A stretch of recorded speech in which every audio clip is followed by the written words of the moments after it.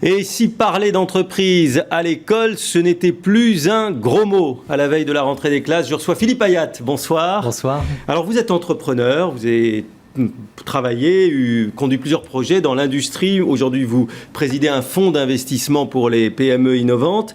Et vous avez aussi lancé il y a 5 ans une association qui s'appelle 100 000 entrepreneurs et qui vise à transmettre le goût d'entreprendre aux jeunes dans les établissements scolaires. De quelle façon ? La seule façon de donner envie d'entreprendre, c'est d'écouter des aventures d'entrepreneurs.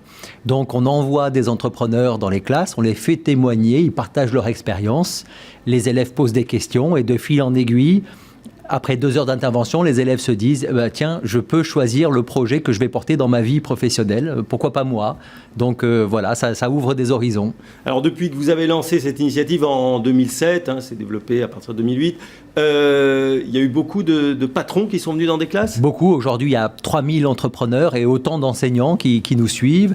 Et chaque jour ouvré, 10 entrepreneurs sont dans 10 classes pour inciter les jeunes à prendre leur vie en main. Si je comprends bien, l'Éducation nationale, les profs sont partie prenante du dispositif. Ça ne choque plus les patrons dans les classes ? Non, ça choque plus. Ça choque plus parce que, alors ça doit choquer certainement encore certains, mais on ne travaille pas avec ceux-là. Nous, on travaille avec ceux qui veulent bien nous recevoir. Et avec l'aval du ministère de l'Éducation nationale. Toujours, aval du ministère, aval des chefs d'établissement, aval des enseignants. On prépare avec eux l'intervention.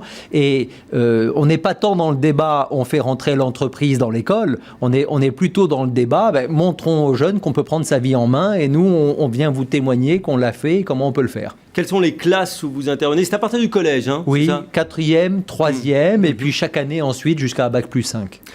Quelles sont les questions que les collégiens vous posent ? Qu'est-ce qui ressort pour vous, puisque vous avez participé à ces échanges principalement ? Alors déjà, ce qui nous frappe, c'est une méconnaissance totale du monde de l'entreprise.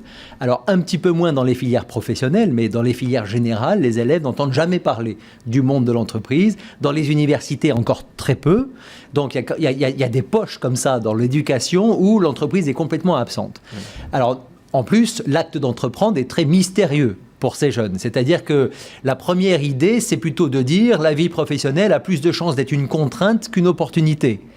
Et c'est un peu normal, parce que quand ces élèves entendent parler d'une entreprise, c'est en général à l'occasion d'un plan de licenciement, d'un scandale financier, d'une fermeture d'usine. Parfois, malheureusement, par l'expérience de leurs parents qui peuvent perdre qui leur sont au emploi. chômage, etc. Donc, on arrive devant eux et ils se disent, mais finalement, le monde de l'entreprise, c'est pas un monde où je vais m'épanouir. Et nous, on inverse le raisonnement. Vous y arrivez ? On arrive parce qu'on part d'eux. On leur dit, mais vous avez forcément une envie, un talent. Donc on part de leur envie, de leur talent. On leur dit, mais vous pouvez en faire un projet. Et si vous portiez ce projet ? Et donc on les amène à penser qu'ils peuvent porter un projet qu'ils se sont eux-mêmes choisis. Et donc à la fin, ils se disent, tiens, donc ça peut être une opportunité. C'est pas forcément une contrainte. Pierre Gattaz, quand il a été élu président du MEDEF, avait lancé une polémique sur le sujet du bac économique et social qu'avait passé sa fille. Le sujet, c'était le suivant. Vous montrerez de quelle manière les conflits sociaux peuvent être facteurs de cohésion sociale. Alors, il voyait un relent de lutte des classes. Ça veut dire qu'il y a encore de l'incompréhension ? Traditionnellement, c'est vrai, l'enseignement de l'économie, des sciences économiques et sociales, se sont faits sous l'angle social au moins autant que sous l'angle économique. Ce qui fait que, effectivement, ensuite, ça dépend vraiment, c'est très connoté de l'état d'esprit du professeur qui va enseigner. Alors, beaucoup de choses ont été faites quand même depuis. Ça, c'est vraiment des choses traditionnelles. Mais depuis 10 ans, il y a eu des ouvertures au monde de l'entreprise qui ont été faites. Par exemple, ces options sciences économiques et sociales ou sciences de gestion de l'entreprise sont devenues obligatoires en seconde, toutes filières confondues, ce qui est quand même une avancée. Donc, c'est vrai que traditionnellement, il y avait une certaine ambivalence entre l'enseignement de l'économie et du social. Ça progresse petit à petit. Quel est votre avis sur le développement des nouvelles technologies à l'école ? En cette rentrée, 25 établissements participent à un projet pilote qui s'appelle Collège Connecté. L'objectif, jusqu'à 20% des cours qui utilisent les supports numériques. Un mode d'emploi très rapide, on regarde, qui est extrait d'un reportage diffusé hier soir sur TF1 à 20h. Imaginez l'école du futur. L'enseignant envoie un e-exercice à ses élèves et les aide en temps réel. Toute la classe participe à la correction sur tableau numérique.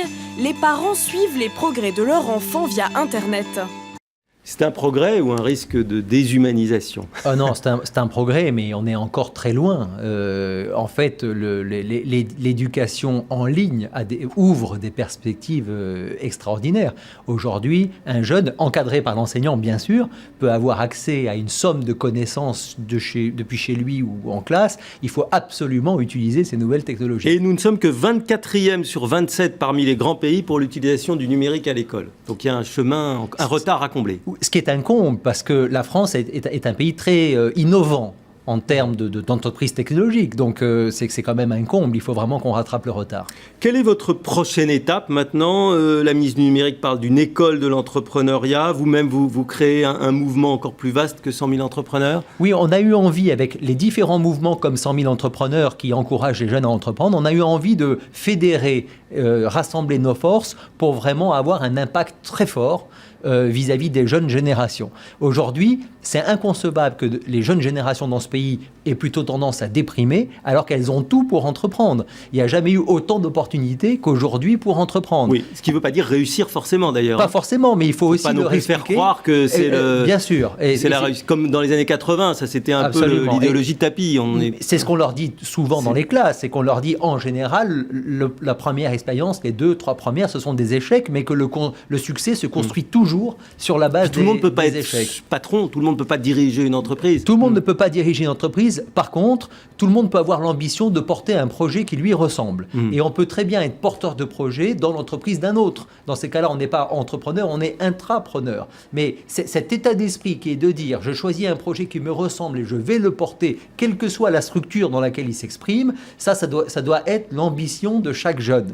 Et donc on s'est dit, on peut très bien, chaque association de son côté, faire ce qu'on fait tous les jours, mais si on se met ensemble, on va avoir un impact beaucoup plus fort. Et vous avez créé donc un mouvement qui s'appelle Entrepreneurs Demain. Entrepreneurs Demain, qui est opérationnel et qui va proposer vraiment un programme structuré de sensibilisation à l'entrepreneuriat pour tous les jeunes du collège, du lycée, de l'enseignement supérieur. Merci beaucoup Philippe Ayat d'être venu nous voir. 100 000 entrepreneurs, vous avez un site internet auquel on peut se référer.